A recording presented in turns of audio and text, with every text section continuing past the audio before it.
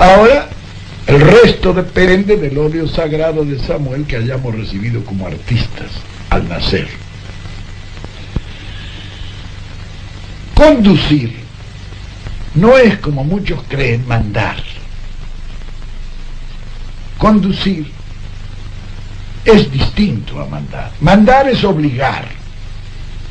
Conducir es persuadir. Y al hombre siempre es mejor persuadirle que obligarle.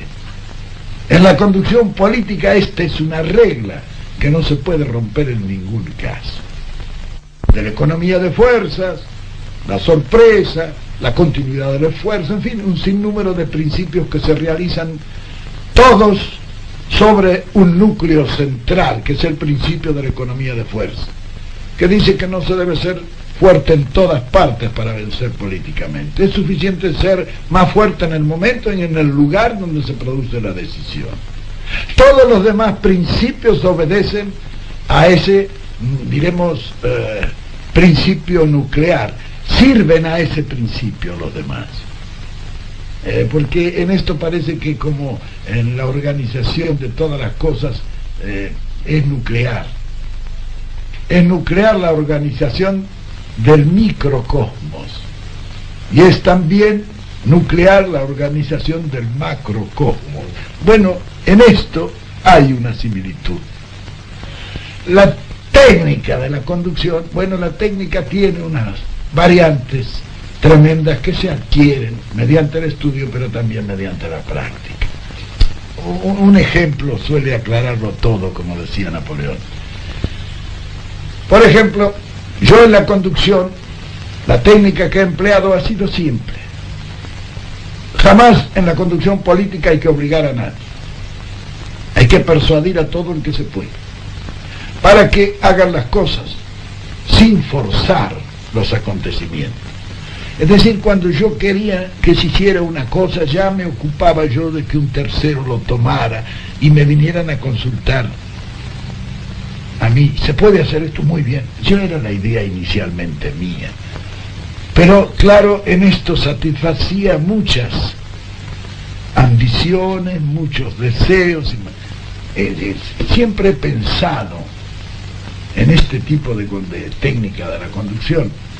Yo digo siempre que si Dios bajara todos los días a la tierra a resolver el problema planteado entre los hombres, ya le habríamos perdido el respeto. Y no habría faltado un tonto que quisiera reemplazarlo a Dios, porque el hombre es así.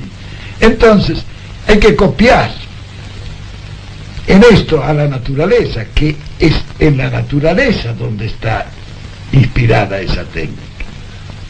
Lo demás, bueno, los demás procedimientos son similares a esto. En política no hay nada directo, no hay nada violento, no hay nada que llegue a forzar la voluntad de los hombres, sino a promover esa voluntad, concebirla y lanzarla.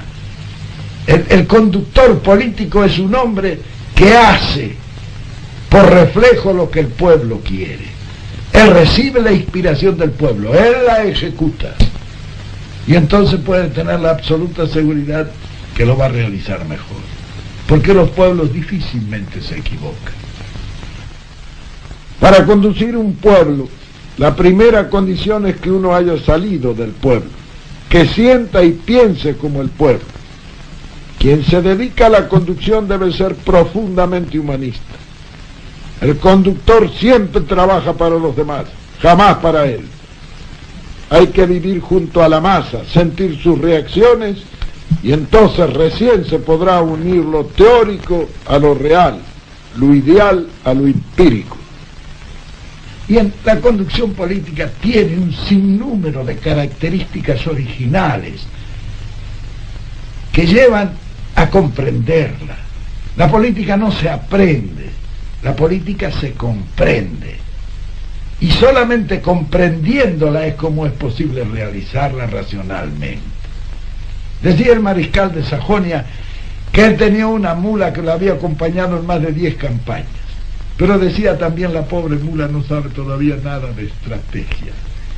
Lo peor es que él pensaba que muchos de los generales que también lo habían acompañado sabían lo mismo que la mula. Con la política pasa más o menos lo mismo. Hay hombres que toda su vida han hecho la política, pero nunca la han comprendido. Y otros que sin haberla hecho, la han comprendido. El éxito será siempre para este que la haya comprendido, no para el otro que pretendió aprenderla.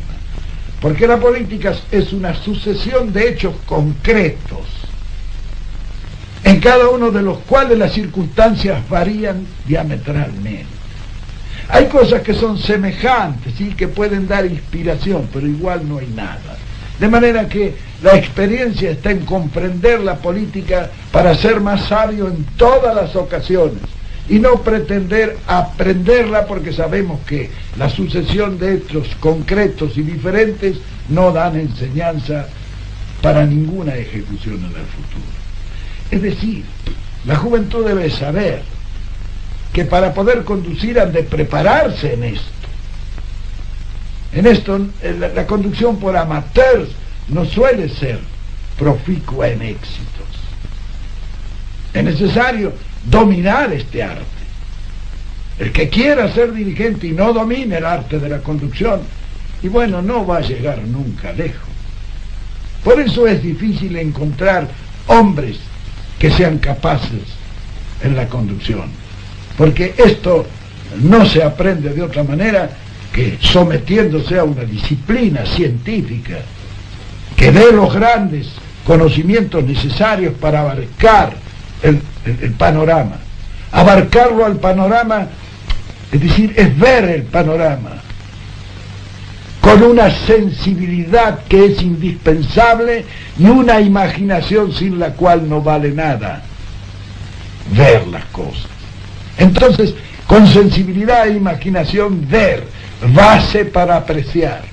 Apreciar, base para resolver. Y resolver, base para actuar. El deber de vencer es indispensable en la conducción. Aquel conductor que no sienta el deber de vencer difícilmente va a vencer en cualquier acción. El que quiere conducir con éxito tiene que exponerse. El que quiere éxitos mediocres, que no se exponga nunca. Y si no quiere cometer ningún error, lo mejor es que nunca haga nada.